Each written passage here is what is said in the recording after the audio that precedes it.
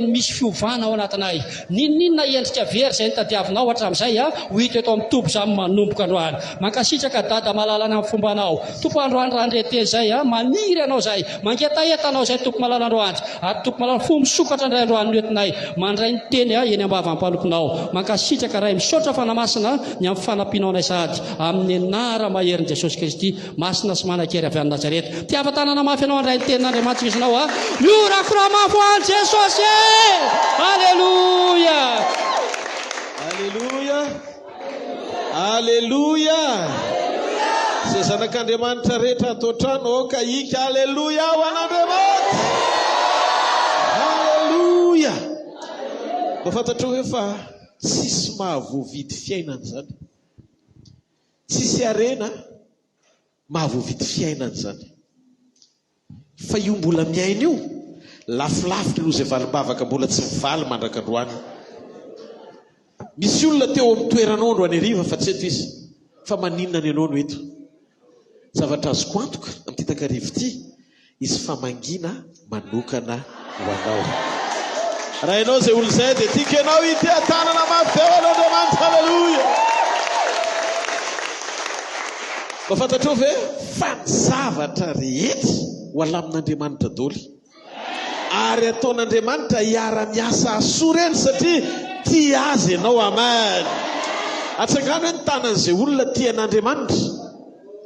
Eno ty révélation ty tena fahamarinana ty zavatra teneniko anao ty rehefa mialalana fa tena tian'Andriamanitra ianao, ny olona tena tian'Andriamanitra dia tsy miasa saina ao anaty problème satria manana an'ity fatakaran'ity izy ao anatin'ny fony ao arakitra tsy azo fafana mandrakizay ao anatiny. Romanina 9:20 fa ny zavatra rehetra dia hiara-miasa asoa zay tia an'Andriamanitra. Halleluja. Mahafantatrao ny dikany hoe miara-miasa masoa mety aretina ilay hita maso fa ombadika eo aretina ohatry mitady tsy ho afaka ohatry mitady manahira-tsaina io misy mirakla goavana be miandry an'io satria ny fefarana io tsy ho fahafatesana fa fanasitranana rehefa tian'Andriamanitra ianao.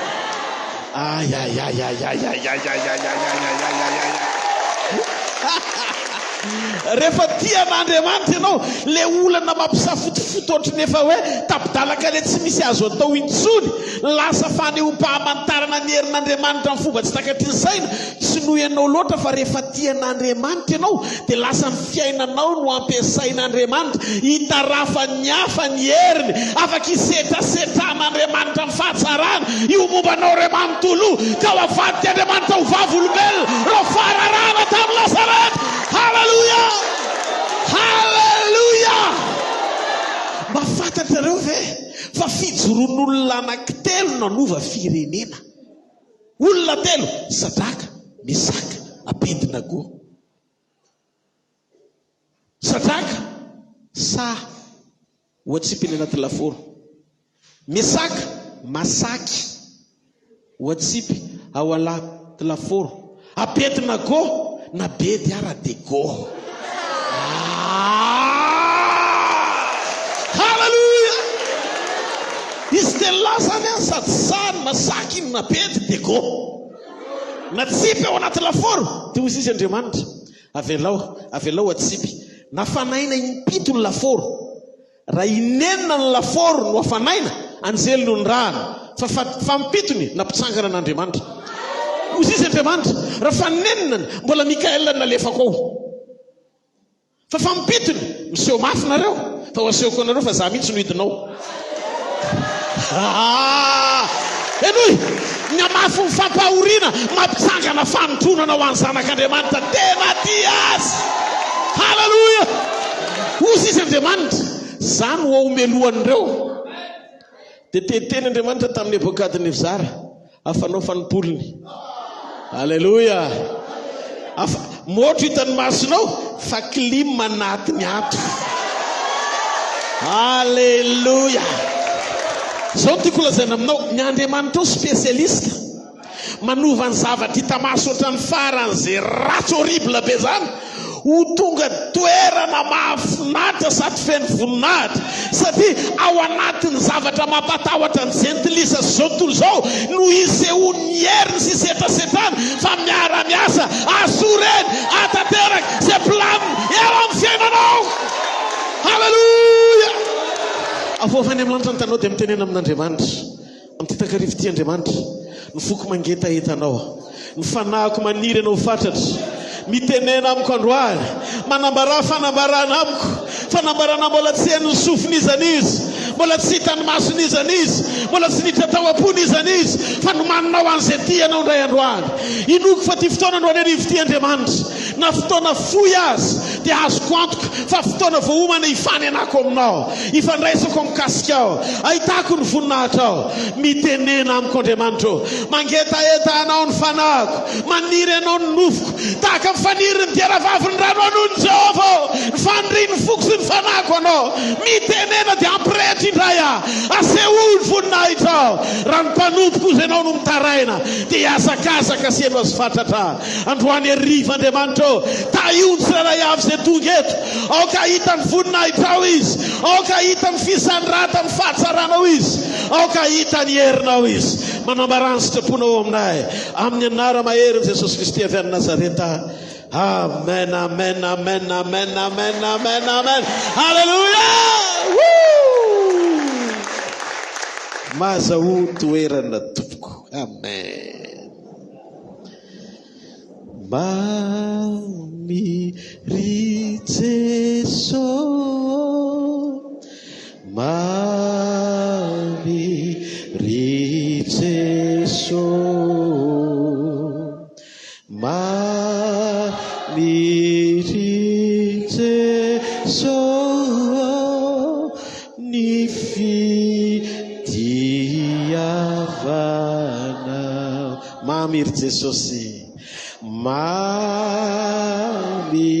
Ritzeso, Mami Ritzeso, Mami Ritzeso, Nifi Diavana.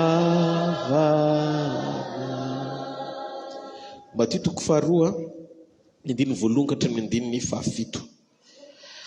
Amin'ny anaran'i Jesosy. Ary rehefa teraka Jesosy tao Betlehema Jodia tamin'ny andron'ny Herôda mpanjaka, ndreo nisy magy avy tany antsinanana tonga tany Jerosalema ka nanao hoe aiza moa ilay teraka ho mpanjakan'i Jiosy? Fa nahita nikita ny teny antsinanana zahay ka tonga mba hiankohaka ao anatrehany. Ary noho nandray izany Herôda mpanjaka dia nangororo izy mban'ny Jerosalema rehetra, dia namory ny lohan'ny mpisorona rehetra sy ny mpanora-dalàna tamin'ny vahoaka izy, ka nanontany azy hoe aiza moa no nahaterahan'i Kristy? Ary ireo taminy ao Betlehema ny Jodia, fa izao no voasoratry ny mpaminany. Ary ianao ry Betlehema tany Jodia, tsy dia kely indrindra eo amin'ny andrinan'ny Joda ianao tsy akory, fa avy eo aminao no ivoahan'izay anankiray ho mpanapaka, fa izy no mpiandry ny Israely oloko. Dia napaka ny magy mangingina Herôda ka namototra fatratra tamin'izay andro isehoan'ilay kintana. Lioka toko faharoa, mbola andininy voalohany ihany ka hatramin'ny andininy fahafito. Ary tamin'izany andro zany dia nisy didy navoaka ny Augusto Kaisara mpanoratra ny anaran'ny vahoaka rehetra amin'ny fanjakany. Izany no fanoratana voalohany natao fony Kirinio nanapaka tany Siria. Dia samy nakany amin'ny tanàna ny avy izy rehetra mba hosoratana. Ary Josefa koa niakatra avy tany Galilea dia avy tao tanànan'ny Nazareta hakany Jodia ho ao amin'ny tanànan'ny Davida izay atao hoe Betlehema, satria avy tamin'ny tanànan'i Davida sy ny mpianakaviny, mba hosoratana izy somary fofombadiny izay efa be voka. Ary rehefa nitoetra tao izy dia tonga ny andro avelomany. Ary niteraka ny lamatoana izy dia nodidiny lambanjazaka nampandriny teo ambony fihinanam-bilona, fa tsy nisy ny toerany tao an-tranom-bahiny. Fa tsy nisy ny toerany tao an-tranom-bahiny. Masina ny tenin'ny Tompo. Avy eo no sarian'Andriamanitra lesona ho antsika ny amin'ny atao hoe asaribidiny fitondran'Andriamanitra iainantsika amin'ny anjara voatendrina destin. Akaiky ny andron'ny krismasy, efa manomana an'izany ny rehetra fa hifarana ny taona. Tsy le andro loatra ny important hoe date de mois de décembre sa novembre sa ankalazaintsika mois d'octobre fa zavatra efa vitsy zany. Fa zavatra sarobidy amintsika dia ny fahalalana ao anatin'ny fotsika. Ny fisiany zany fotoana zany ho fotoana sarobidy satria tonga teto an-tany ny mpamonjy. Eto ny zavatra manaitra dia zao: Elisabeta vadiny Zakaria mpisorona, na Maria fofombadiny Josefa reny aranofo izay niteraka an' Jesosy, dia voarakitra ato anatin'ny baiboly fa ny zavatra rehetra dia natao tanteraka amin'ny fotoanany avokoa. Rehefa tonga ny fotoana dia tsy maintsy teraka Maria tao Betlehema. Fa ny zavatra nahavariana dia zao: Andriamanitra dia mahalala ny olona sy sokajin'olona an'Andriamanitra anao mba hampahery anao fa mitovy degré sy fanehoam-pinoana aminao. Hitanareo rehefa bevoky Maria dia nieritreretiny Maria ny an-tsainy hoe kistali izy, satria tsy nahalalala izy. Dia ao anatin'le voky efa niona tamin'ny anjely izy, fa tsy lojika ny fitombon'le kibo ongeza be. Efa feno enim-bolana ny kibony Elisabeta, dia nirahan'Andriamanitra Maria ho any amin'ny Elisabeta, satria ilay anjely namangy an'i Zakaria, le namangy an'i Maria, ny lasa namangy an'i Zakaria. Ary rehefa namangy an'i Zakaria le anjely dia naminany, anjely atao hoe Gabriel, tsy naminany fa nitondra ny afatra Andriamanitra hoe mitoejaza ny vadinao rehefa enim-bolana zao. Dia hitanareo, mpitondra teny ray ihany nampahery an'i Maria sy nampahery an'i Zakaria. Ny an'i Maria sokajina mirakla ambonimbony kokoa satria voaka tsy misy lahy. Fa ny an'i Zakaria sokajina mirakla ny sokajiana ho ambanimbany kokoa na efa trop azy, satria efa nitsahajaza izy, efa tsy tokony hiteraka intsony fa efa antitra Zakaria. Eritrereto fa zany finoana manohatra anjely miteny zany ane efa tena tsy rainy tsy mintsy zany, fa tena dadabe ny tsy finoana mihitsy. Anjely be zao ve rangano mijoro anoloanao miteny hoe zany irahana avy amin'Andriamanitra hiteny aminao fa bevoka ny vadinao ary manananaka, ary efa enemana izy hoe efa andra enim-bolana. Zakaria mbola miteny ay matokisako azy zany, kay mamango sitreno aminakay malaolo ay, nakay mavandy aminakay, aza mavandy aminakay. Zay ny tiany tenena hoe ahoana zaho fa matoy, raha tamin'izaho 25 ataoko 35-40 kara io, mety possible zaka volaninao zany. Fa izy io ty efa midepasena anakay zaka teneninao zany. Nambarany anjely iny, ha, Andriamanitra nentina niraka anakay andeha aminao eto teny aminao hoe anao vadinao bevoka boka zao. Raha koa za tsy Andriamanitra niraka fa nahazo kofy ianao. Fa za manko tsy mahazo mamango kofy, fa zaka azoko atao koa miteny io vavanao mipetsopetsinao io, mona mandra-pateraka ny vadinao. Satria lasa iteniteny foana anao anohatra ny zavatra teneniko. Zay no natonga an'Andriamanitra ny atake ny vavan'i Zakaria, mba hatonga ny Zakaria tsy iteniteny foana ifanohatra amin'ny zavatra lazain'Andriamanitra taminy. Eno amin'izay le izy. Zakaria mona, fa Elisabeta nitondra voaka. Elisabeta tsy nivangin'ny anjely, fa Zakaria. Maria nivangin'ny anjely, fa tsy Josefa. Rehefa nivangin'ny anjely Maria dia noasoaviny izy.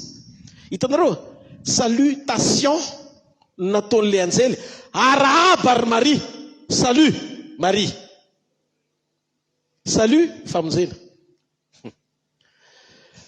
Tonga ny anjely nitondra teny mpamonjena ho an'ny Maria, sauvenao niany. Fa androany ity misy raha spesial ataon'Andriamanitra aminanao. Ino ma raha io? Tosa izy le anjely. Anao tsy mahalalala, fa ianao voafidy avy any an-danitra ho virjiny, satria be dia be ny virjiny eto. Fa tsy haiko fa anao nandrahana anay. Itenenanay an'ity teny ity manomboky niany. Anao zio io efa mandrakotra anao fa na masina misy zazakely anaty kibonao ao. Dia hoy izy le anjely, arabary Maria, feno asoavana ianao. No soavina mihoatra no vehivavy rehetra no ny mpamonjy ao anatinao. Bitako Maria. Dia inona zavatra nitranga? Izay voarain'i Maria netiny tany amin'ny Elizabeta. Elizabeta tsy anjely ny araba azy, fa Maria. Fa Maria narabainy ny anjely. Raha vao tonga Maria dia ny araban'i Elizabeta nanao salut. Bitako John, tonga dia naminany Elizabeta. Bitako John atao kibon'i Elizabeta. Dia naminany, fa maiza moa no vangin'ny tompoko. Sady mibitaka le zaza tao akibony. Zany hoe rehefa avy ny vangina tamin'ny teny mpamonjena Maria, dia lasa ny mpizara teny mpamonjena satria nandray avy amin'Andriamanitra izy. Halleluja. Hitanareo, salut, fiarabana. Tonga dia misy zavatra mipita. Ho avy ny andro rehefa hotronon'Andriamanitra ianao, tsy mila mivavaka ho an'ny marary. Salut fotsiny, manao ahoana, bonjour, tonga dia mitanga fagagana. Ny olona mahatsapa ny lanja ny famangina ihany no afaka mangy amin'ny fomba mahagaga rehefa avy ny vangina tamin'ny fomba mahagaga. Zay no mahatonga ny hery fijoroanao avy amin'izay voarainao izay impacte eo amin'ny fiainan'ny hafa, satria rehefa avy ny vangin'Andriamanitra ianao voampamangin'Andriamanitra ny hafa. Androany arivo avy ny vangin'Andriamanitra mamangy anao. Halleluja. Ty takarivo ty tsisy aretina tavela zany eto amin'ny anaran'i Jesosy avy any Nazareta. Somary eteka ao an'Andriamanitra. Somary eteka ao an'Andriamanitra. Ninona tsy nambolen'ny ray ao anatinao ao ho trongotrongisi ny fahasoavan'Andriamanitra zany. Tsy ho tafapetraka eo amin'ny fiainanao zany. Tsy hisy trasina faratsiana napaka zany ao anatinao. Fa ambarako amin'ny anaran'i Jesosy avy any Nazareta, mahery ianao fa tsy malemy, matanjaka ianao fa tsy osa, hoena velona ianao fa tsy ho faty tanora, aomby ianao fa tsy ho raraka, ahita voninahit'Andriamanitra ianao. Tsy mareteka ao an'Andriamanitra. Halleluja. Halleluja. Enoi. Enoi.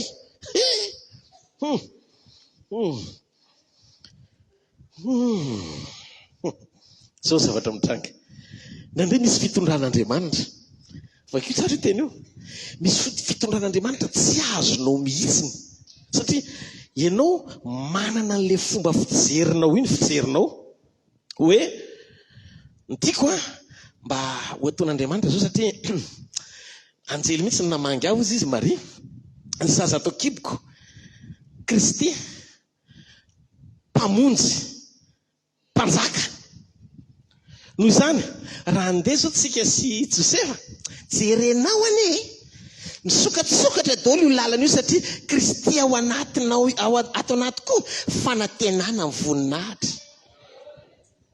Nandeha reo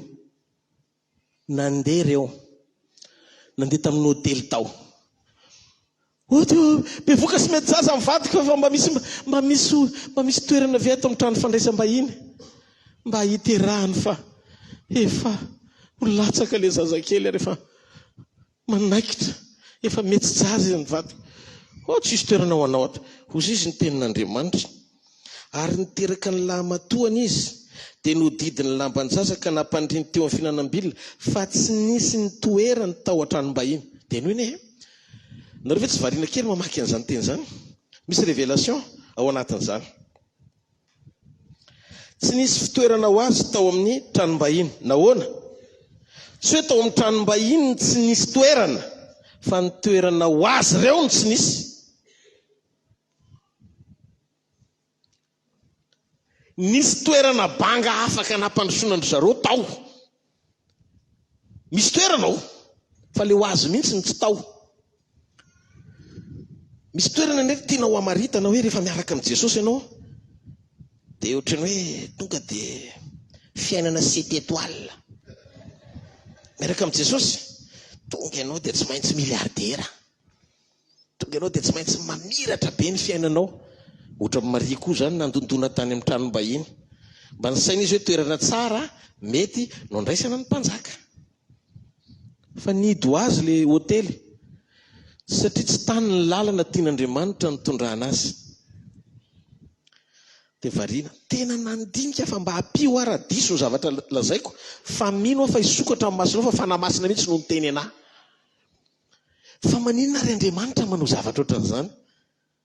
Zanany lahatokana ny tonga teto ambonin'ny tany, tsy mba tany amin'ny trano tsara tarehy fa tany anaty tranon'omby nateraka. Dia oza rehefa avy eo Andriamanitra ny fahatsarany izy, kanefa na ny zanany zay tiany sady tokany tsy nataony tany amin'ny toerana mba mendrika akory, fa tany amin'ny toerana faran'izay ratsy indrindra. Dia mibisika tamiko ny fanamasina système de camouflage. Rakosaka teleria bakosente. Système de camouflage. Da so zavaiko aminao le izy.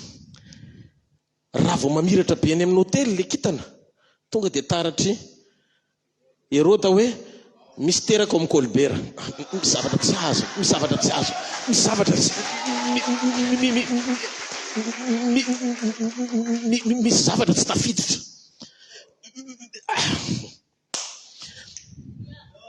Ozy izy Andriamanitra any amin'ile toerana tsy eritreretin'ny olona nitondrako azy, satria rehefa Andriamanitra no mitondra ny zanany ao anaty toerana ratsy, misy zavatra arovany eo.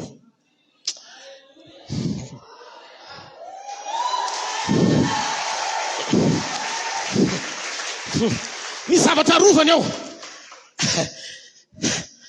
Andriamanitra tia mpianatra anao, fa rehefa nanaiky ianao no tonga zanany, kalma reto, kalma amin'ny fitondrany, fa tsy izay zavatra negativa na ratsy hitany masonao androany no midika fa nafon'Andriamanitra ianao, fa matombo mbola mitrangy zany mandrak'androany, misy zavatra arovany ao, misy zavatra arovany ao. Nandeha zareo dia taizana le tao amin'ny finanam-bilona. Dia hoana ny fisehon'le tao amin'ny finanam-bilona?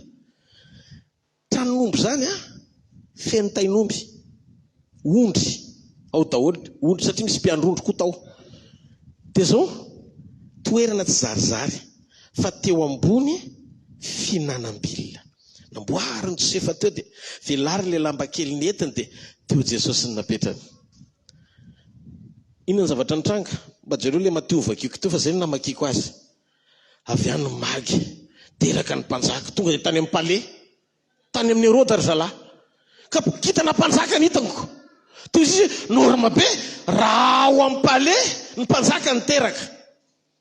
Fa zao ny zavatra nitranga.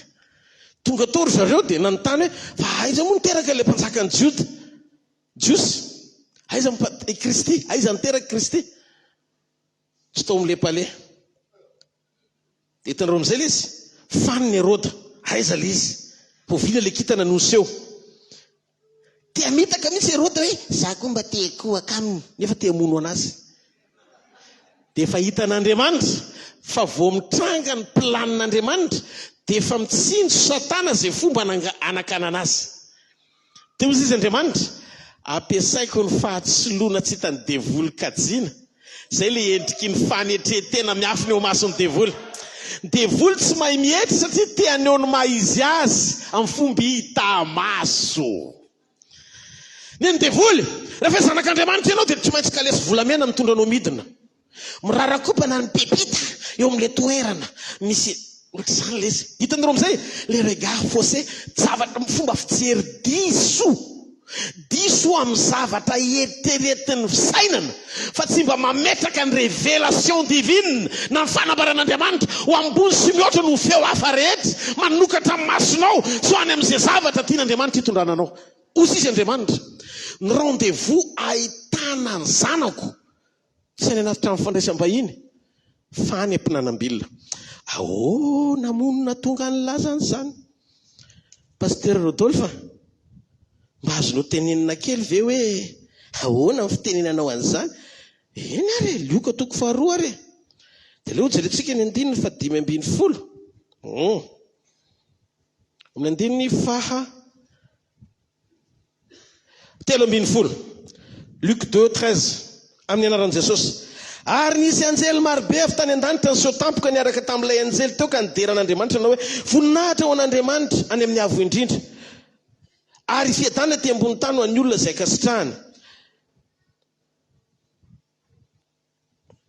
Dia hoy sino dia ary tamin'izany rehefa niala teo amin'ireo anjely ireo ka nakany an-danitra dia niresaka ireo lehilahy mpiandrondroka nanao hoe andeha sika ka ny Betlehema fa hizazany zavatra izany voatonga zany izay nampahafantariny ny tompo antsika. Dia ho jerentsika kely eo ambony fa in'ilay voninahitra ao an'Andriamanitra iny ilay anjely efa vita iny. Amen.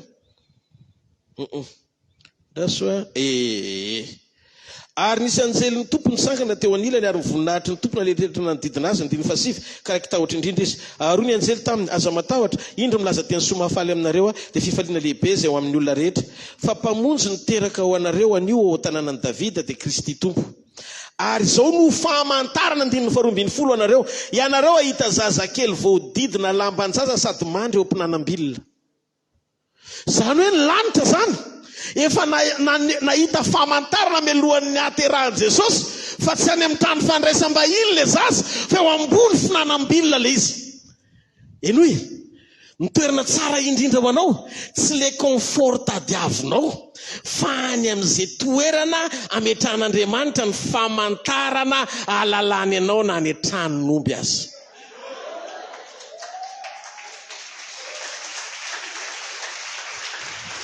Ny zavatra ohatrany tsy dia mety aminao loatra zany ary eo indrindra kay ny tena ahitana hoe avy amin'Andriamanitra le izy.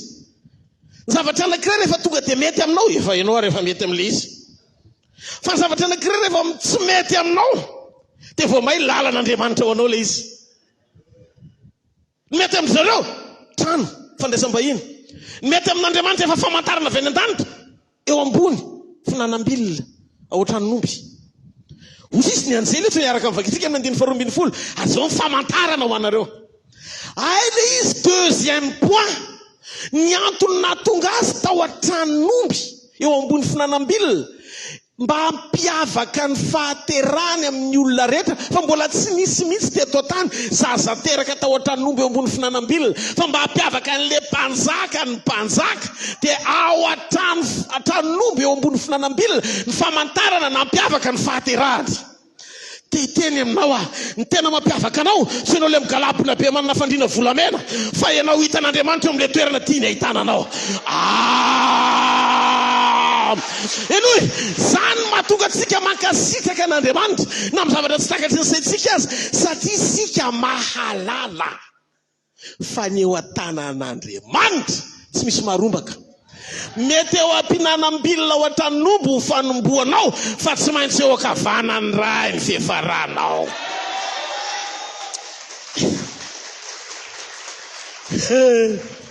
Zay mahatonga ny fomba fijerentsika sy ny fomba fisainantsika novana mihitsy tsy tovy amin'izao tontolo zao. Zay ny mahadiso ny filazantsara mampanantena tany fotsiny. Satria izy tsy resaka palais royal le raha andraso azavaiko aminao. Inona ny tian'Andriamanitra ho ampitaina amiko ao anatin'io teny io. Mba sokafy dia misy mitsangana eto raha diso ny zavatra teneniko. Meko alalana ianao tonga avy aty teneno aho hoe diso zany. Io ty famarinana ity. Tsy ny toerana, tsy ny palais no mahampanjaka fa ny toerana misy ny mpanjaka no atao hoe palais na lapa.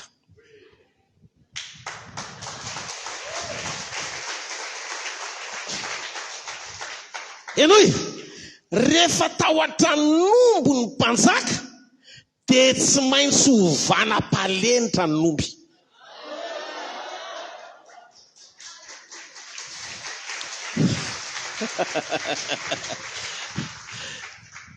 Ny tena maizy ianao tsy ny toerana misy ianao fa ianao misy Andriamanitra.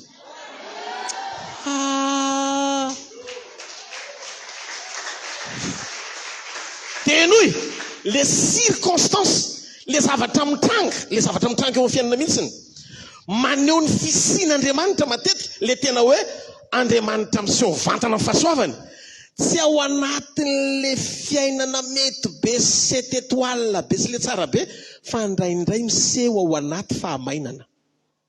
Petera sy Jaona teo mba vadiny Sara endrika, raha tsy tapaka tsy afaka nizara fahasoavana. Ame volafotsy, ame volamena, ame volafotsy, ame volamena, tsy akijano io mpangataka io. Raha nisy volafotsy sy volamena mbola miforetaka teo ihany le mpangataka.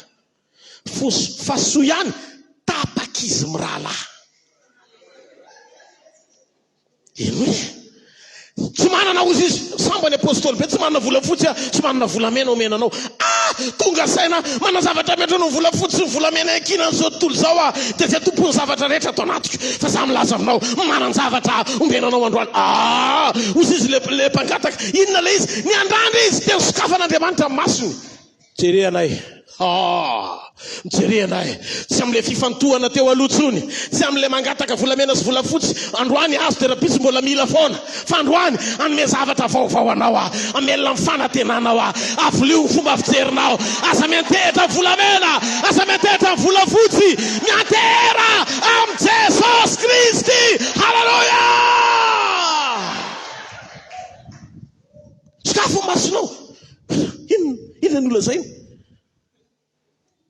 Amin'ny anaran'i Jesosy Kristy avy any Nazareta, mitsangatsangana.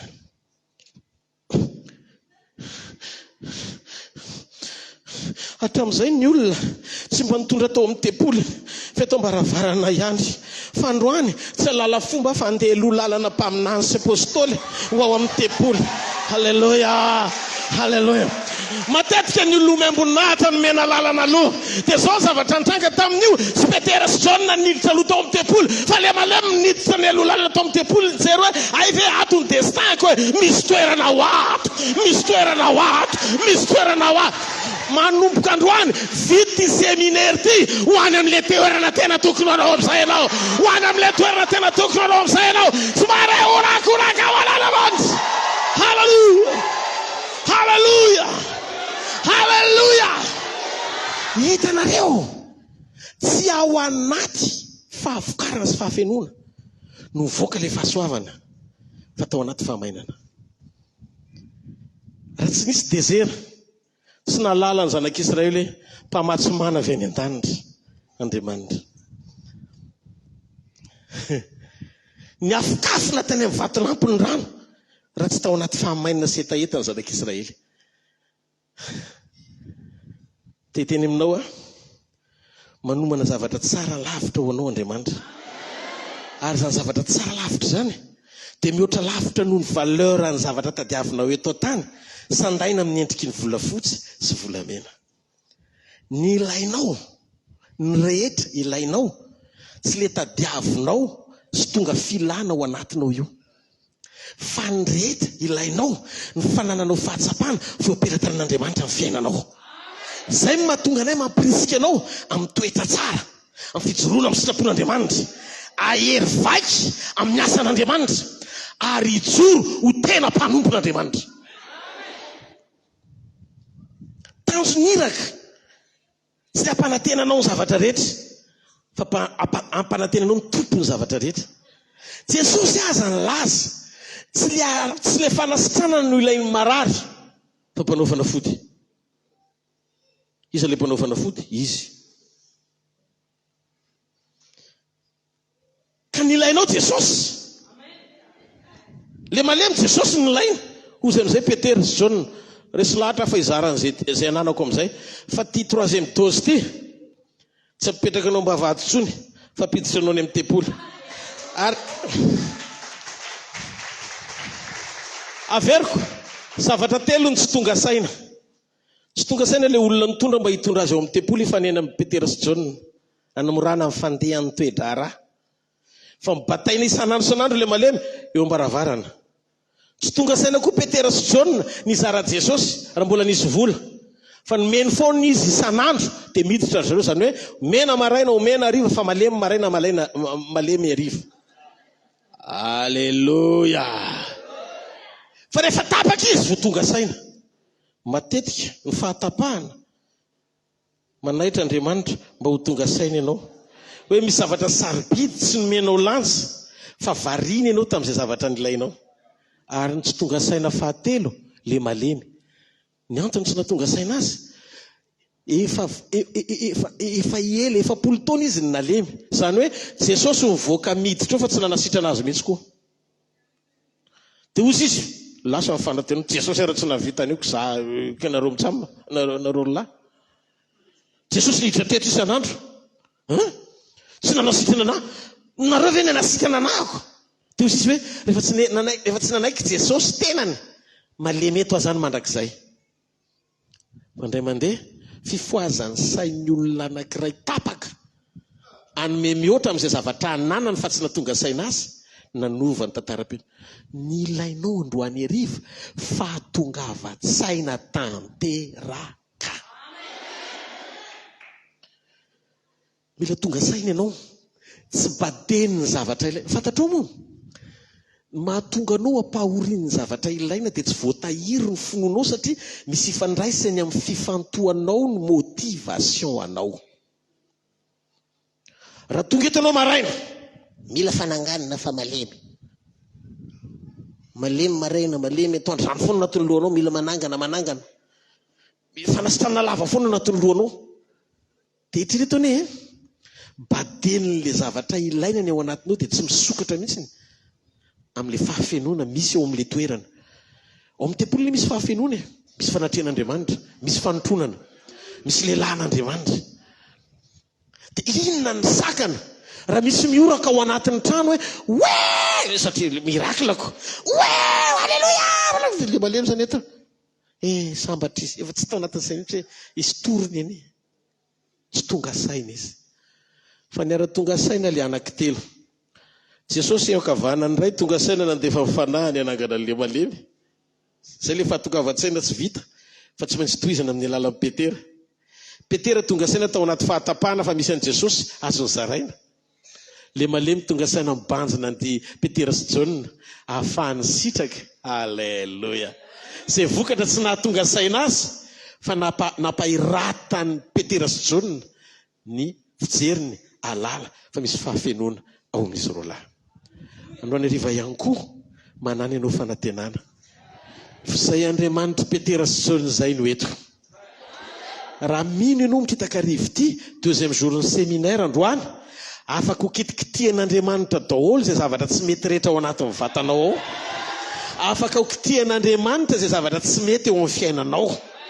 Raha voatatatra ny ratsan-tanan'Andriamanitra ny zavatra rehetra, tsy misy ninninona tsy afaky ny tsy hiovy zany eo.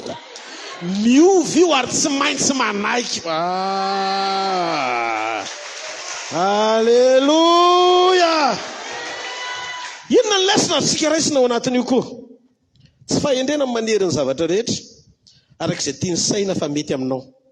Tsy fahendrena ny manery ny zavatra rehetra arak'izay tiany saina fa mety aminao.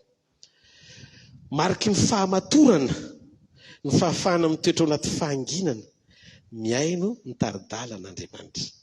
Amen. Nalosa tsy amen. Ny tao amin'ny fandraisam-bahiny tsy nilan'ny Josefa sy Maria sy ny ankonany fa ny zavatra nahavariana ny tany Egypta nandray andry zareo. Tany Egypta nandray azy. Mihaino avy ianareo sady tsy mihatra. Ka ny zavatra mitranga zany indraindray dia zao. Tsika zany mila misaotra an'Andriamanitra foana na amin'ny fotoana anankiray zay mety isehony tsy fiheveran'ny olona ny zavatra nataontsika na ny zavatra misy eo amin'ny fiainantsika na isika ny tenany mihitsiny. Ny zavatra fahendrena dia zao, ao anatin'iny mihitsy ka Andriamanitra no mamboatra lalana goavana sy tsara lavitra ao anatin'ny planiny ho anao. Ndao ny antsika etretra ny terenizmy vady eo amin'ilay trano fandraisam-bahiny hono ny toerana hiterahan'i Jesosy. Inona ny zavatra nitranga? Mety diso adresy mamaky. Satria ao amin'ilay mety be dia be ny zaza teraka tao. Dia tsy hoe izy amin'reto le satria le kitana eo ambony eo. izy amreto diso ny masony magy. Ny ilaina zany natao tranomby azy mba amora ny adresy mpamanginy magy azy.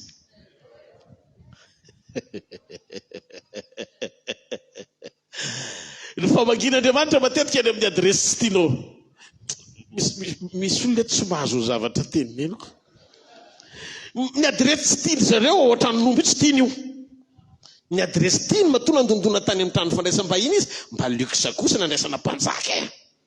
Fa mafinaritra tsy ny insiste izy rehefa nilavina. Satria azoko antoka fa efa miandry azy ao an-tranomby le fanehoam-pamantarana. Ny fanamasina raha miteny aminao hoe ho andao tsikesenao any amin'ny dezera vao may ianao any ny fenona lavitra. Ny fahafinaretan'Andriamanitra ianao mahita fiadanam-po miatrika fahamainana fa ianao tsy ianao mitsikitsika ao anaty fahafenona. Aza mitady fahafenona ho tanjona fa mitsikitsikia ao anaty fahafoanana fa tsy maintsy hody fahavokarana ny fiafarany eo.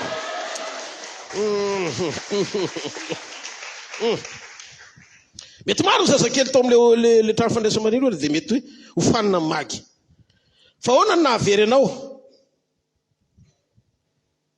Inona no havery anao? Raha ohatra ka ao ambony finanam-bilona le zaza, adresy tokana, tsisy pahita, io le système de camouflage nanafenana an' Jesosy mba tsy hitany Herode. Tsy ampozony mihitsy eo ny tranomby izy zaza. Ka nasendra tonga aloha azy Herode zay ny tranom-bahiny azony vonoana. Zay teraka ao tranom-bahiny azony vonoana. Fa tsy ho tonga saina mihitsy izy ny tranomby izy zazakely. Na mitomany aza le zaza ao anatin'ny tranomby heveriny fa baingy teraka.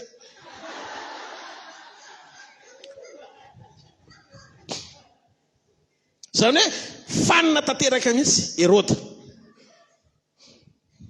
Finanam-bilana natao amin'ny biby kanefa atao le zazakely niteraka. Natao mpanjaka n'izao rehetra izao. Andriamanitra zany ny safidy ny fahaterahany, tsy eo amin'ny hotely na trano, fa teo ambony finanam-bilana atao an-tranon'omby. Raha mpanjaka niteraka ao an-tranon'omby dia manjary palais na lapa le tranon'omby. Normal raha tonga tao amin'ny lapan'ny Herode amin'ny magy satria ny mpanjaka dia natao teraka ao an-dapa. Raha tsy nisy toerana ho anao ao amin'ny palais, miangavy ianao mitadiava tranon'omby. Tsy ny toerana misy ianao no hamaritra hoe izy ianao, fa ny fisianao eo amin'ilay toerana ny hanovany zava-misy rehetra.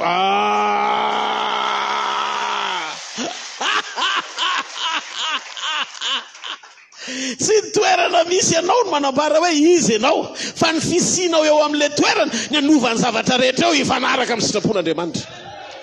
Andriamanitra tsy nitady toerana fa nitady olona. Ahoana mahatonga amin'ny pasteur Rodolphe miteny an'izany? Ho aro pasteur Mbazavao aminah koa.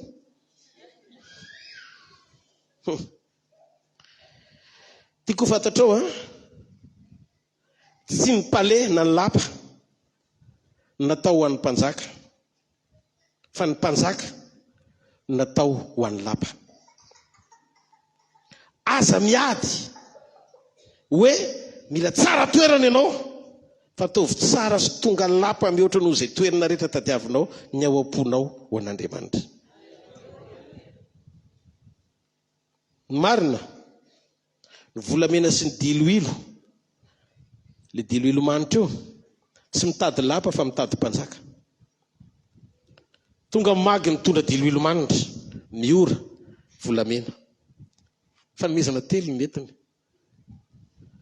Rehefa tonga magy izy telo mitondra ireo fanomezan'ireo, tsy nitady toerana izy ametrahana andreo, fa nitady olona izy anomezana andreo. Ary le olona anomezana andreo mpanjaka ka naiza naiza misy an'le mpanjaka dia any zany le lapa naterana an'le izy.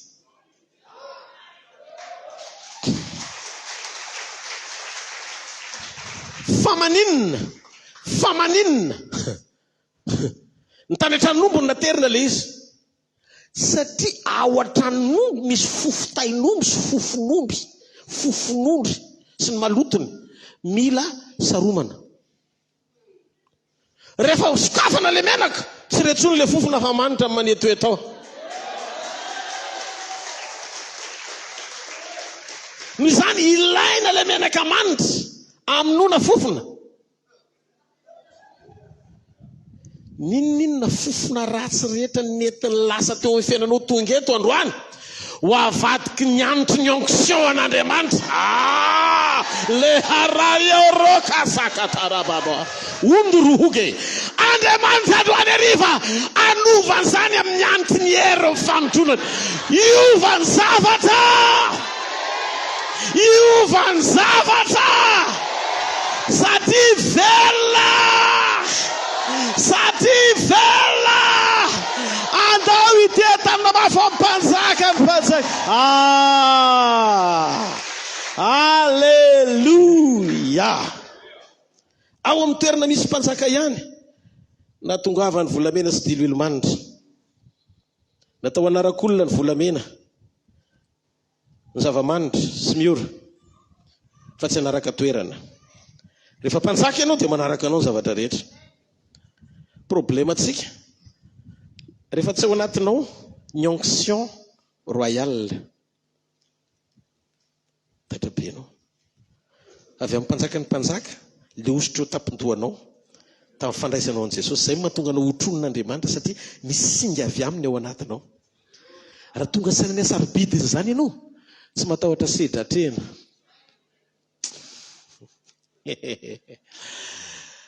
Tsy mitovy aneo ahy ny lesinao anaty lakana sy ny lesona ivelan'ny lakana. Ny lesinao anaty lakana tafiotra atsahatra, fa ny tafiotra ivelan'ny lakana misy Jesosy ranomasina misafotofoto itsahana. Zay nampitahotra azy fa adobo ny lakana dia tonga azo ivoaka ny lakana. Lasa ny antson'Andriamanitra azy hoe voa mihitsy tao fa itsao le mampatahotra anao. Misy zavatra tsy azonao, misy zavatra tsy azonao le izy, misy zavatra tamin'izay nampatahotra anao, fa rehefa ao anatinao fahatsapaham-pahafianona feo amin'ny fiainanao Andriamanitra, izy defi amin'izay ao anatinao ilaza fa zay nampahory hatramin'izay itsahako amin'izay, itsahako amin'izay, itsahako amin'izay. Halleluia, halleluia. Zany anie ny sekolim-piarahanao amin'Andriamanitra. Matokisa ianao fanotronana. Mino fa hotronony ianao, teneno akaikinao mino ianao fa hotronony. Avereny fanondroany mino ianao fa hotronony. Ary rehefa hotronony ianao dia hafa mihitsy ny zavatra mitranga. Amin'ny fanosorana hoe ianao ampianarina ampitsahatra tafiotra. Fa amin'ny fanotronana hoe ianao ampianarina anitsaka izay ampatahotra anao. Fa taovy azo antoka tsara amin'izay hoe fa miaraka amin'ny Jesosy ianao, miaraka amin'ny Jesosy ianao. Halleluia, halleluia. Tamin'ny voalohany Petera maty zahay, voaza kotrobaratra tsy nanaitra an'i Jesosy. Feo Petera niatsa vonjeo todika izy. Andriamanitra tsy liana amin'ny kotrobaratra, tsy manaitra azy zany na fidoboky ny bomba niesotra izy vao mahay mamperitra azy ohatra mozika mahafinaritra be. Fa nanaitra azy rehefa niantso Petera mba mihetsoa ianao an'Andriamanitra, mba miresaha ianao aminy, mivavaka azy mitsahatra. Amen, sa tsy amen? Mihetsoa ianao azy asaka mivavaka. Ampianarina ianao amin'ny fanosorana. Inao mampetera voaza fa maty zay. Jesosy manahirana rangahy miara mandeha amin'ny olona tsy mahafantatra ny lanjany anjara voatendriny. Za tsy afaka maty an-drano zany le roa Petera. Zaka ny tenen'ny babako taminakay amboniny azy fijaliana rendez-vous fa tsy maty mijoboro anaty rano zany. Tsisy maty eto zany. Destin anakay nambaran'i Jesosy amin'ny azy fijaliana amonjy olo jiaby. Mila fantsina tanako ndraiky tongotrako ndraiky lany voako koa mila lefony zareo ao. Zay mitanga eo le famonjena amin'ny azy fijaliana rendez-vous. Fa tsy hoe maty an-drano zany zao. Lano ty donc mieritreritra anakay voalava maty an-drano. Nambaran'i Jesosy, o Petera, ambarako anao tekniky ao anatin'ny fanosorana. Tenenina fotsiny io dia mety. Rivotra mamy tsara milamina ranomasina. Babako tsy mbola nisy raha karaha ty rango zay. Aiko rivotra ndraiky ranomasina koa manaiky anazy jiaby. Efa karaha ohatran'izany ny fahagagana faratapo indrindra. Nambaran'i Jesosy mbola tsy nahitanao. afo ndraiky fananinina koa ty orana ary nary Jesosy sika nanefa ny alohatsika bokeo tsika tratra ny tafidra ino tiny amty Petera zany efa mavozo amin'ny hoe andeha ampiasaiko am'izay le mangina sy mitsara iny totiko ohatran'izao izy jereny diso le izy matoto ino mo fitetsona tantina toto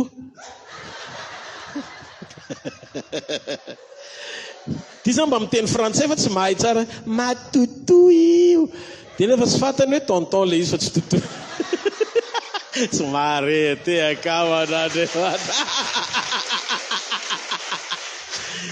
firy Jesosy ty Jesosy za tsy matotoka Jesosy za de ozy izy Petera fa maninona nga rano mikorotana be nefa ianao anatiny ao de ozy Jesosy tsy mazaka mipoako ny ranomasina rehetra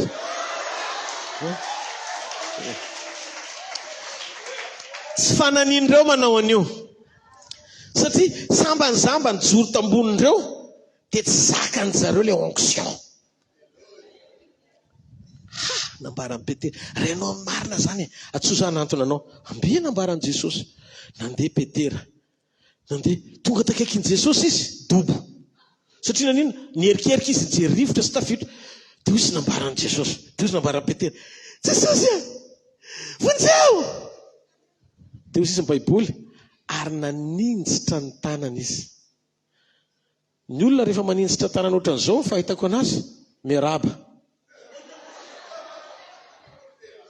salut tsy marety akao an'Andriamanitra tsy marety akao an'Andriamanitra de ina ny tenen'i Jesosy ry kely finoana leroa de za tonga saina olona vita voaka ny lakana nandeha tonga kekinao ary tanana raiky sisa ny elalela misy anareo mbola volaninao fa kely finoana za zany karakory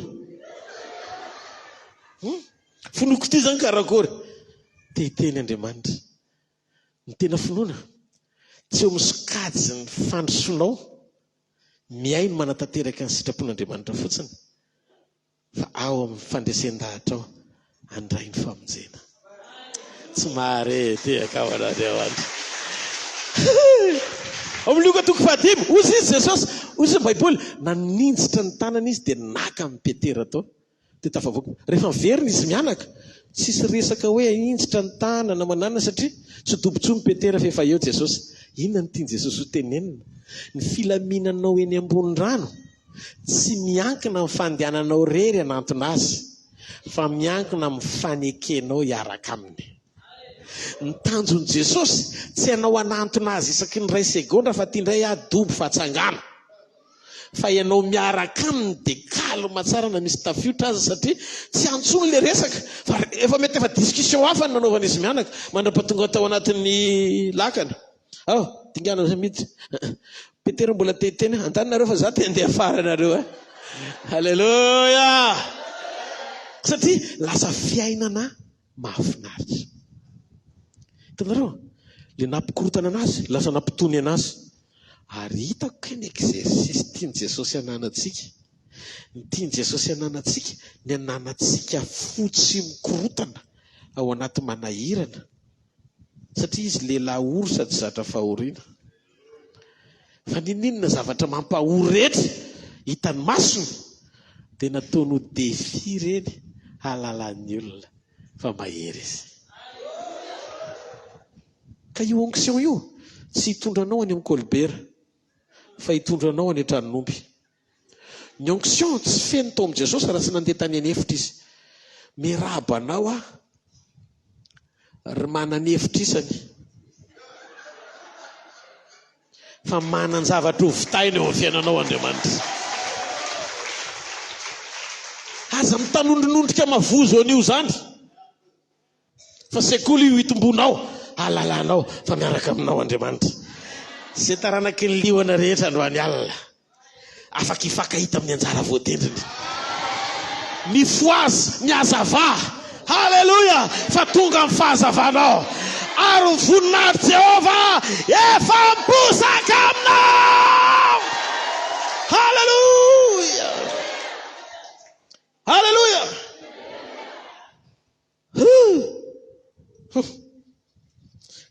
misy nanovan'le fofona ny fisian' Jesosy tao ohatran'omby. Nga fantatra fa misy olona ohatran'ny madio ivelany fa ratsy toetra. Reny le palais fa ratsy fofona. Fa misy ny olona malotoloto ohatran'ny mandry zany fa tsara toetra. Ny arena maolona tsy volon-koditra, tsy volon-doha, tsy tsara tarehy, tsy tsara ambika, tsy arena be, tsy fa tsara ny ivelany fa toetra ao anatinao. Kristy ao anatinao, fanantenana amin'ny voninahitra. Jesosy, mbola teteny zavatra aminareo asaingy tsy zakanareo ankehitriny. Fa ho avy ny fotoana raha pitso alalanareo marina momba izany. Alleluia! Raha misy mangetaeta teny fiainana tongava raha pitso final. Amin'ny final sady miombona amin'ny tompontsika, miondana tompontsika, miray amin'ny tompontsika, mijoro ao amin'ny tompontsika, mandresy ao amin'ny tompontsika. Raha ianao izay olo izay tika ianao, iorakoraka mafean'Andriamanitra. Halleluja! Misy lero zao mieritreritra fa inona ry mahazo andry zareo ao? Ianao raha vao mahafaty Barea toa, tsy vitanao mitazona tongotra eny. Na pastera be ianao mijery baolina ka mba nahafaty Barea fa rencontre finale amina firenena hafa zany, mety mijangana pastera, mety tsy hain'ny pastera tsono hoe Jerry Marcos io sa Rija Rasolonaibe. Tsy hainao tsono iza ma mpampandia ao zany, Jerry sa Rija. Azonao ny tiako tenenina. Fa zay mozika io, adaka madesa Barea akory Barea, lasaka Barea ro asika jiaby tadiavitsika. Halleluja! Amin'io tsy fiderana tsinitsinina fa bitaka fotsiny ianao satria nahafaty Barea. Karakory ma za tsy hifaly amin'ny raha vita amin'ny mpamonjoko ty?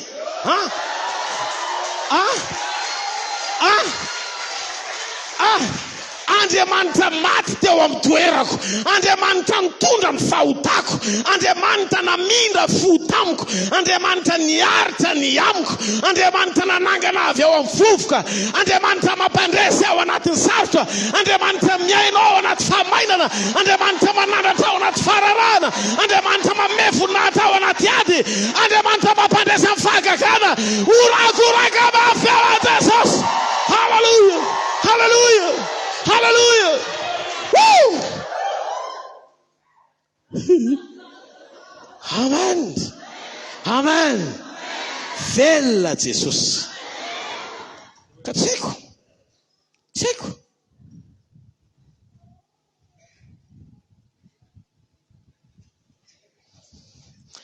Tsangana.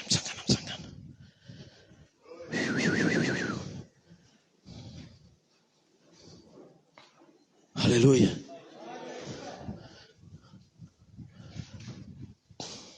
Halleluja. Teto ny tsoko misy dôma ka. Tsany, eto. Vetivety se.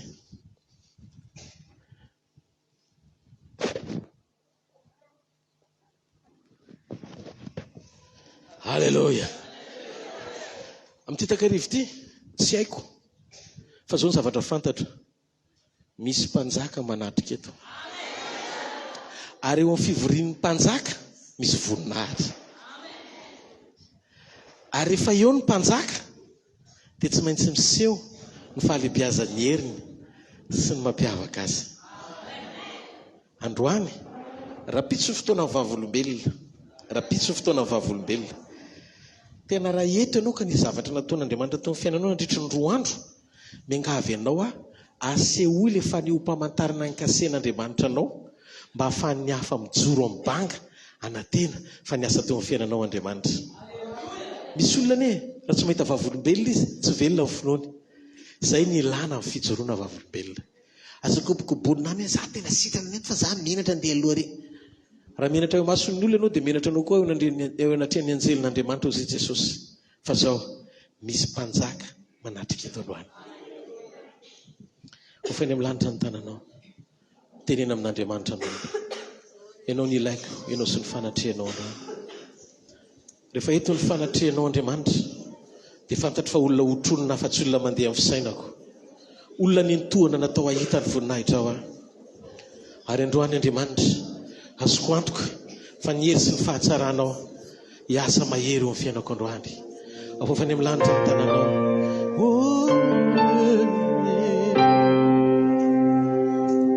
Misy mpanjaka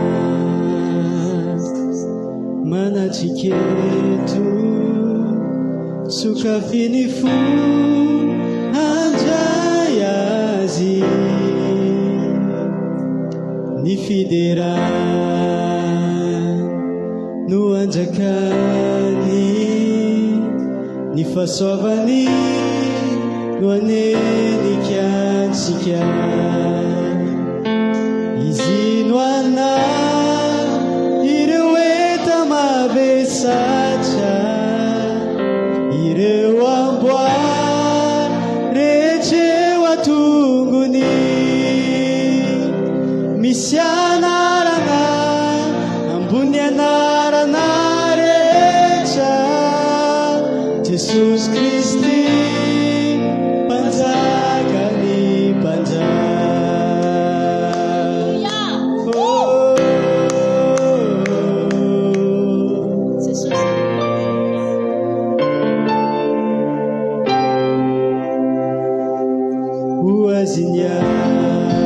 Sandrato ny tananao, leo ny mpanjaka ny voninahitra mendrika ny fiandrianany. Halleluja. Kilay nandreso azy na levina nitsangana mike, ny fasana tsy natazonazy, ny fidera teo azy mandrakiza, ilay nandresy tompony fanala, misy anarana ambony anarana rehetra, Jesosy Kristy mpanjakany mpanjaka.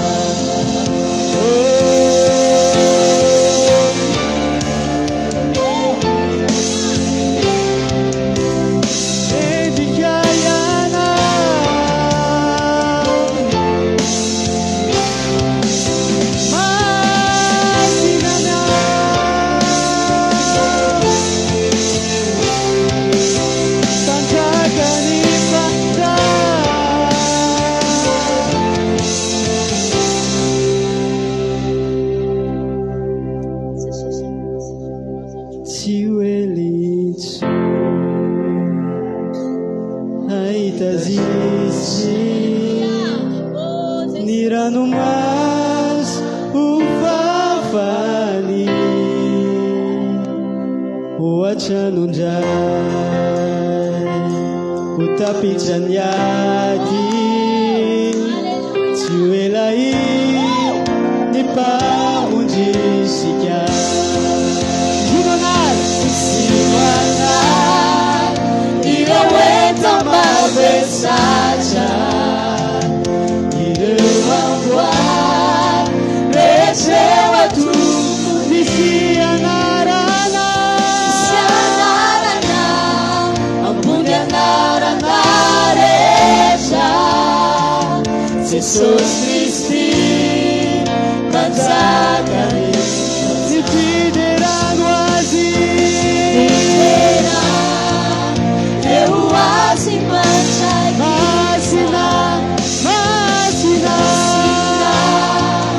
masina manjakiza sanarana ambony anarana rehetra Jesus Kristy mpanjakany Jesus Kristy mpanjakany izy ilay mpanjaka Jesus Kristy panjakani panjak. Haleluya. Afakely ny fitopanasitranan'androany. Ny teny amiko Andriamanitra fa zay avy ny vizitena dia afaka manao vizity.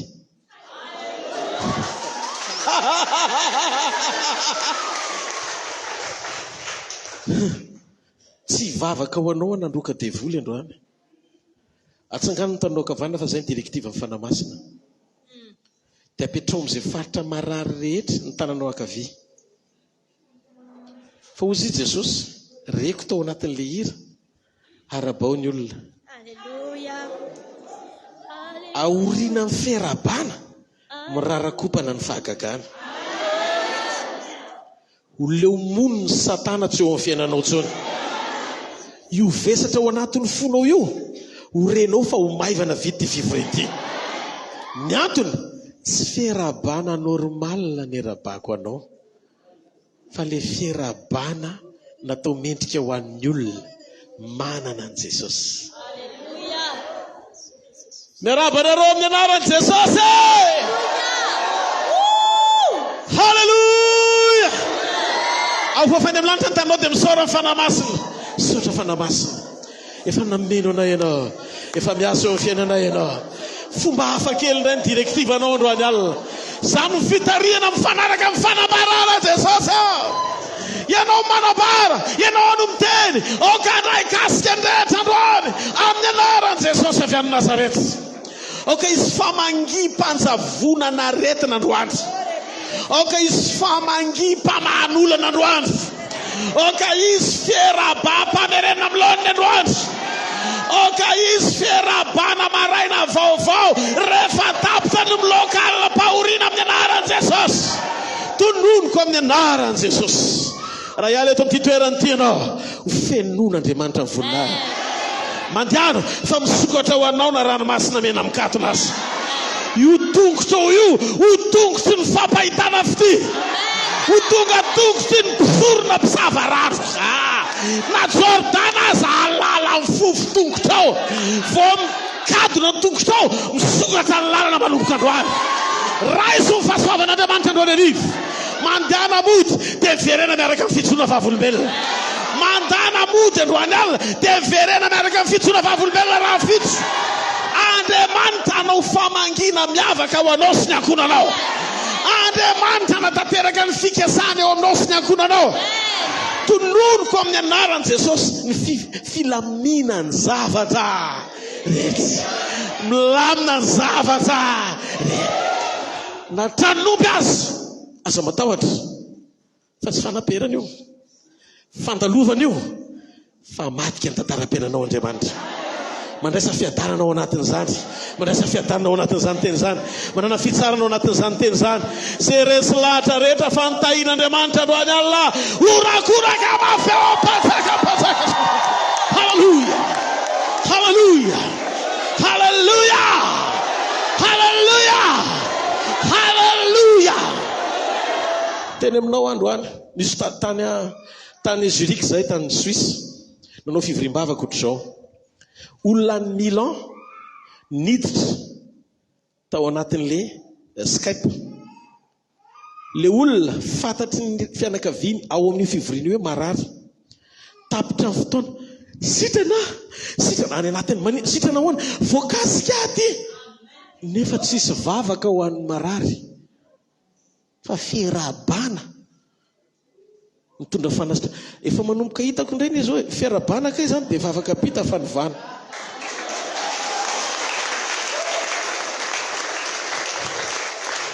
Rehefa kelikely anao tsy avelan'Andriamanitra reraka tsony ao anatina fandroana devoly 30 minutes fo arabaina fotsiny tonga dia mitsoka daholo ny devoly rehetrarehetra satria inona indray zany vaovao mafaly zany hozy izy tonga dia miampita amin'ilay fiarabana vao mamaly eo hoe salama. Alleluia.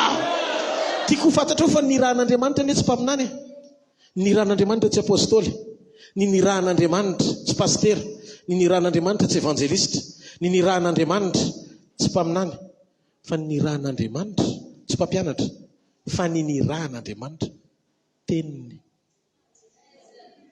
Nandefa ny teniny izy mba hasitrana azy sy hanafaka azy amin'ny longo izay nianjerany. Noho izany tena mifona aminao fa za tsy eno zay fitarainanao.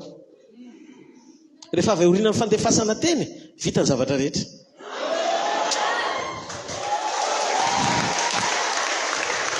Enoy, tara loatra ny fitarainanao satria efa nisy teny tonga aloha. Noho izany ny teny ambony lavitra no ny tanan'ny pastera. Ny teny ambony lavitra no izay zavatra ambony no ministera rehetra ny teny. Satria ny teny dia Andriamanitra, ny teny dia Jesosy Kristy. Ary androany satria ny teny Andriamanitra, iza ny samy joro eo anaty amin'ny fahamarinan'ny teny ka sa hifanandrina aminy. Fa nahaizina aza ny teny chapeau zay, nisy mazava. Ary rehefa ny teny Andriamanitra misy zava-maitso, tsy voalavo ny voaka avy any. Tsy maintsy mifanaraka amin'ny zavatra teneniny ny zavatra mitranga ka mifona fa tsy za te hiteniteny foana fa nazo révélation androany. Noho izany zay zavatra mifanandrify amin'ny révélation tsy maintsy hamarinina.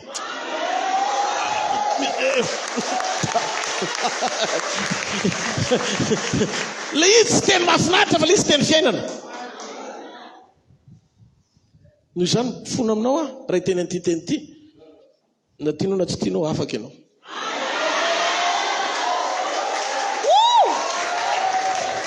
Za tsy mila mangataka amin'ny fononao, tsy ilaiko hoe atao ny fononao. Fa na tianao na tsy tianao, mialeto ianao androany ariva, mody ianao, rapitso ianao miverina miaraka amin'ny fahavolon'olona. Alleluia, alleluia.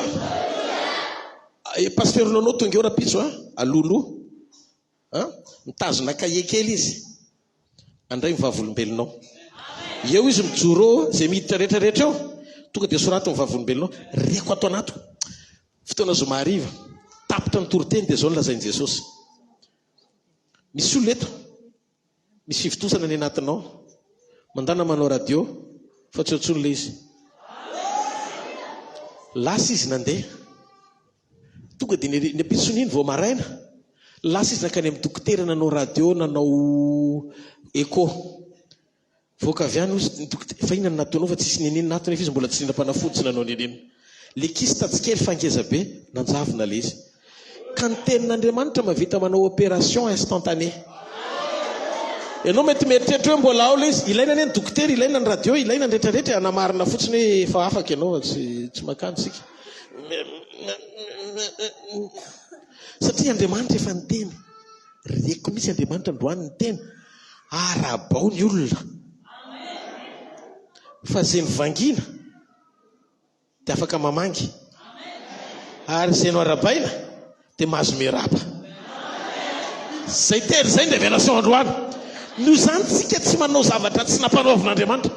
Misy fotoana rehefa any amin'ny rally tsamba be reny dia vita le dia mbola tsy mahita, mbola tsy mahita, dia ozy izy Andriamanitra kapohy ny lamosiny dia zay vao mitodika izy, kapohy mafy be ny lamosiny, tonga dia irahiratra le jambatra ny ekibony reniny.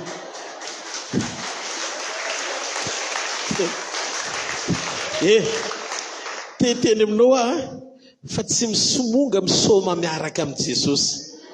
Izy ohatran'ny jeu tsaika zany, fa manifestation tena tsy takatry ny saina.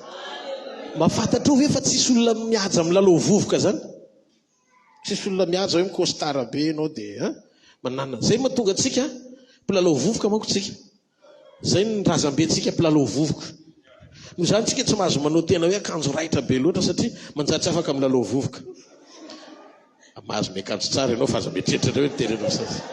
Mahazo miakanjo tsara ianao mba voninahitra n'Andriamanitra fa mba miteny kahako fotsiny.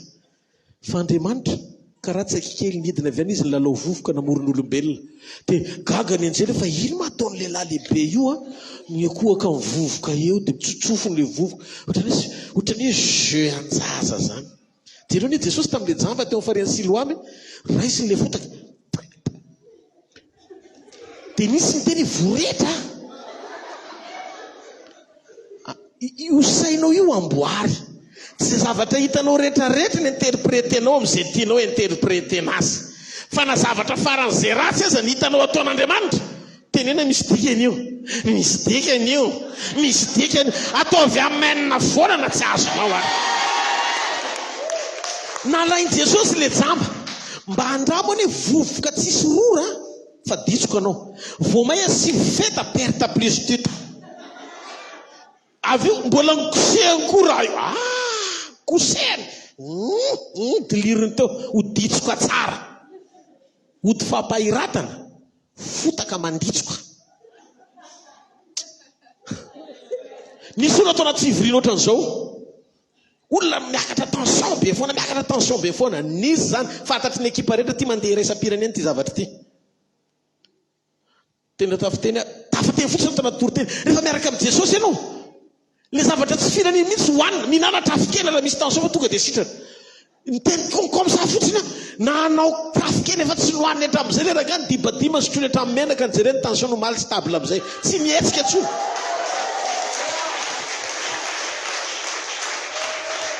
tsy ny fihinanao ny ratsy fa ianao tsy makatohan'Andriamanitra mahatonga le trafikena manohatra anao. Stop.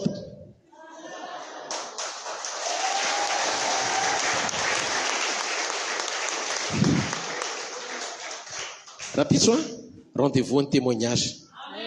Raha liana témoignage eto raha pitso. Tsy possible rehefa nitenao tray Andriamanitra tsy possible amin'ny vavolombelonao tsy hitranga raha pitso. Ozy izy Elisa teo vavadiny Samaria. Raha pitso maraina ohatr'izao misy zavatra mitranga. Ozy le rangadiny tena ay ma isy raha karaha zany fa la olo mampiresaka. Ozy izy dia eniko zaka ny koranao teo. Anao raiky foana tsy ahidina anany lizy tsy hitany masonao anao tsy sitraka. Zany ka miteny amin'ny anarako. Za miteny amin'ny anaran'Andriamanitra. Tonga kitiny napitson'iny. Le olona tokony ho ampiasaina io rangaha io no tokony ho ampiasaina. Lasa bokany ny rana ny solony toerana. Naniraka boka Andriamanitra ny koropaka dolo satria ohatran'ny chariot miatakela izy. Very dolo lasa nitsoaka dolo maramila ny sakafo rehetra teo lasa agogo. Ny sitraka tokoa zay nahita zay nino rehetra. Fa le olona ihany vao hitsaka teo sady sepotra dia ny masony nahita fa izy rava. Tsy ho tantaranao zany. Minoa ao anaty vaky prophétique fa misy réponse magnifique. Za tsy mpanao politique. Alléluia. Fa za hiraka prophétique. Alléluia. Raha ianao zay olona zay orakoraka Alléluia. Mazoterana no fanatritsika aloha tsodrano. Lasa lavitra loatra tsika. Alléluia.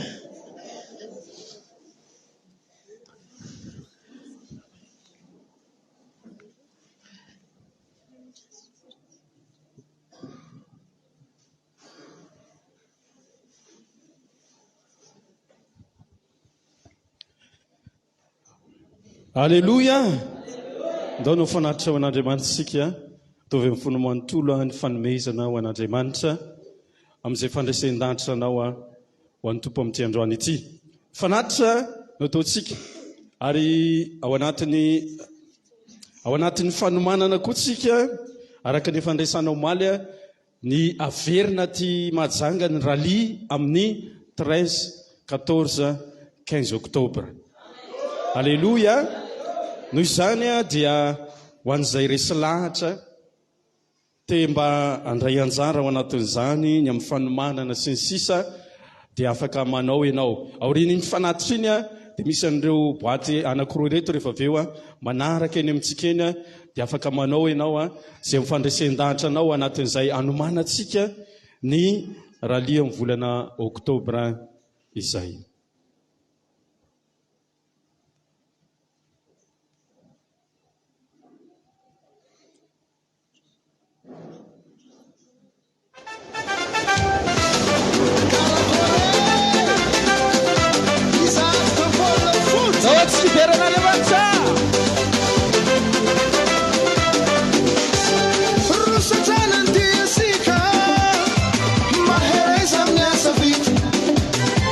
See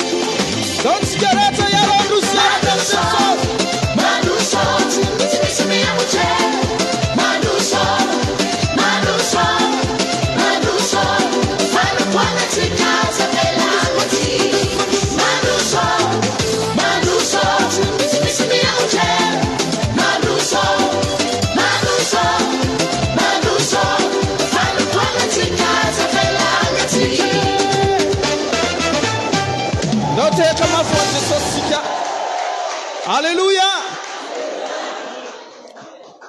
Aloha ny vavatsika ho an'ny fanatro mentsika andray mandray ny amarana fotoana filazana rapitso amiro sasany ny fotoanantsika eto. Mbola pahirezintsika fotoana manokana, fotoana spesialy io a tom namana manatrika raha natsapy ianao nandray zavatra rapitso amiro sasany fotoanantsika mentsika andray mandray ny amarana ny fotoana hivavaka sy tsodrano.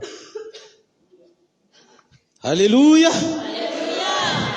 Za tsy haiko fa rapitso a asitsika mitora jofo rava eto.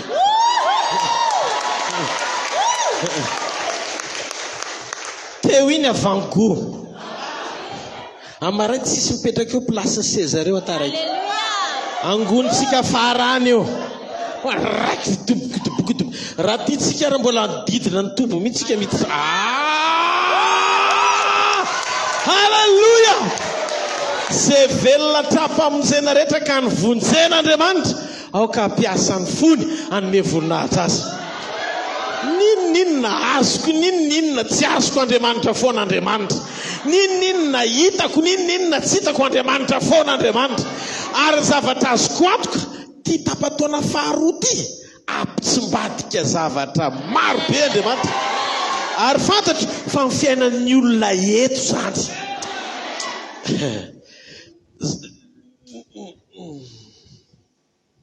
Tsofitsika ranony fanao. Halleluja. Sotranao raiko amin'ny anaran'i Jesosy. Ianao navokatra ny tany. Misotrany amin'ny olona tsirairay avy izay mahatsapa ny asanao. No andali de miracle zany na ny fanatitra izay tao ampandrosoana ny fanjakanao eto amin'ity toerana ity. Topory mipartisipe rehetra dia aoka ndray avy analika isaheny avy aminao ny amin'izay nafafy misy satria Andriamanitra mampitsinja an'izay nafafy ianao. Ary mino Andriamanitra fa raha misy tsy afaka nantanteraka an'izany nefa tena ho ampony koa topo vangio manokana izy. Ny fony tonga eto ny zava-dehibe aminao no izay zavatra hafa rehetra ataony kandrasanao aminy. Mino aho fa ianao efa niasa natanteraka mihoatra sy tsara lavitra ho azy Andriamanitra amin'ny zavatra rehetra makasitraka anao zay ny amin'izany. Mino aho Jesosy io fa ianao le nanome herina tonga anay ho ambinina amin'ny zavatra rehetra tahaka izay nambinina amin'ny fiainam-panahana ihany koa tsofina rano mifanatitra ho voarain'Andriamanitra tanteraka amin'ny anaran'i Jesosy.